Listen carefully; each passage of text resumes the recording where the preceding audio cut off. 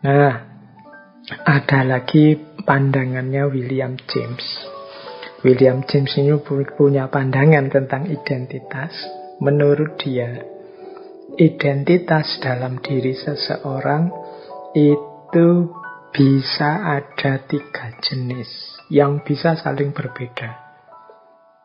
Yang pertama, aku menurut diriku.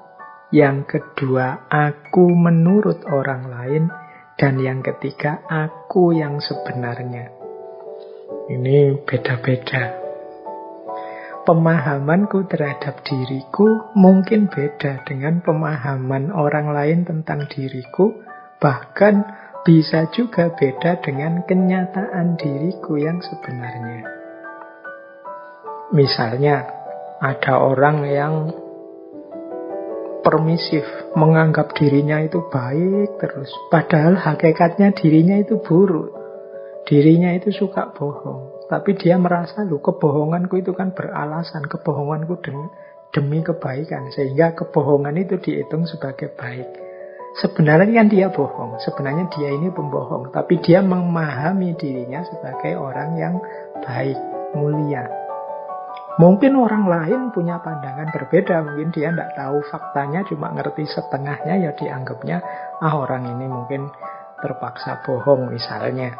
Itu kan beda antara anggapanku tentang diriku, anggapan orang lain padaku, dan hakikat diriku yang sebenarnya. Maka kata William James, ketika 2 orang bertemu, itu sebenarnya ada 6 orang yang hadir. Yang pertama apa? Yaitu pandangan masing-masing tentang dirinya. Jadi kalau 2 orang bertemu, yang pertama ketemu itu pemahaman masing-masing orang. Yang ketemu itu tentang dirinya sendiri-sendiri. Kemudian 2 lagi yang ketemu adalah pandangan masing-masing tentang yang lain.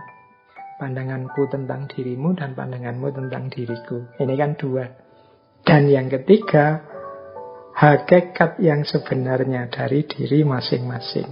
Itu kan 2 lagi, berarti 6. Jadi kalau kita ketemu 4 mata, itu sebenarnya yang ketemu tidak 4 mata, tapi 12 mata.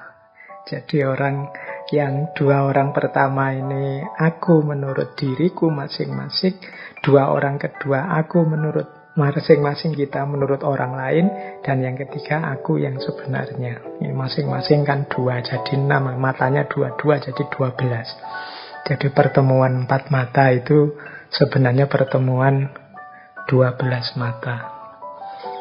Ini menurut William James. Jadi kalau teman-teman nanti berefleksi, memahami diri, coba didalami lagi.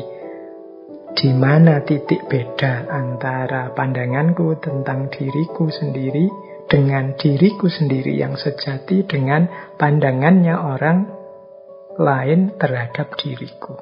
Ini bisa jadi beda-beda. Nah, menarik kalau teman-teman bisa mengajak teman yang lain, misalnya punya teman akrab, diajak berefleksi tentang diri masing-masing. Kira-kira menurutmu aku itu seperti apa sih? Kalau menurutku aku itu seperti ini. Kalau menurutmu sama enggak seperti itu? Nah, nanti tinggal dilanjutkan sebenarnya aku itu seperti apa. Jadi bisa sesama sahabat mungkin saling membantu mengenali diri.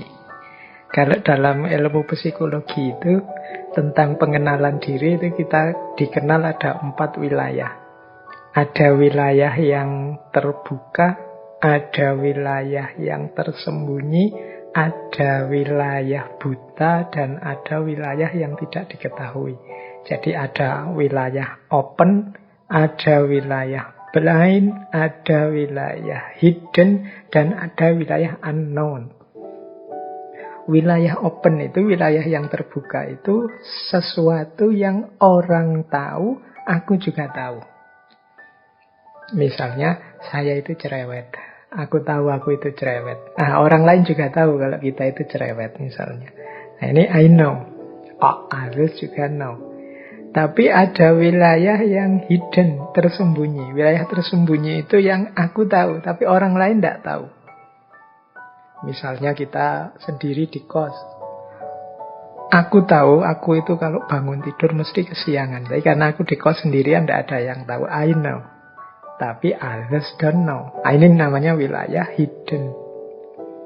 Ya nanti kalau kita ceritakan ke orang lain jadi tahu.